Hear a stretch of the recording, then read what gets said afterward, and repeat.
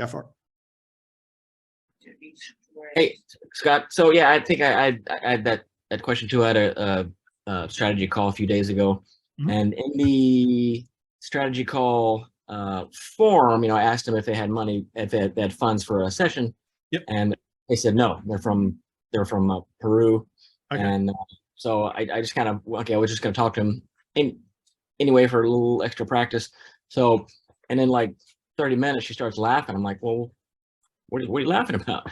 I said, oh, figured the problem out. It was a fear of failure, and I kind of saw that coming, but I didn't want to say anything yet, but it was just a quote unquote strategy call. But it's like even though I kind of knew that she said she didn't have funds for a session, and I wasn't kind of anticipating expecting that she would actually book a strategy call. I just kind of went for it. So within like 30 minutes, I realized that I probably didn't have a chance to get a session anyway, because I already fixed her problem. And that's unfortunately what happens when you get good at this. It's hard to turn it off, but you'll create a reference point in your mind where you say, oh, don't ask that question. Stop there, because that's where I needed to be right on the edge of that cliff. But I've lost many clients. I still lose a lot of students now because I put so much stuff on YouTube. But it is what it is. I'd rather give everybody a chance to see what I can do. If I lose some, it's fine. I'll make some later. It'll work itself out. And when I used to do Mac and ACH on strategy calls with lawyers, I fucked it up a lot. I did too much. It just is what it is. Cool. Thanks. Awesome. Jackie, does that help for now? Yep.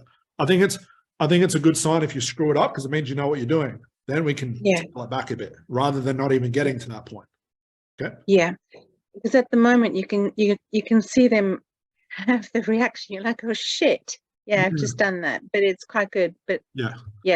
You'll hear it happening, and you've almost got to interrupt it. Instead of me saying, okay, it's ACH, I'm going to let them sit in it, you want to interrupt it.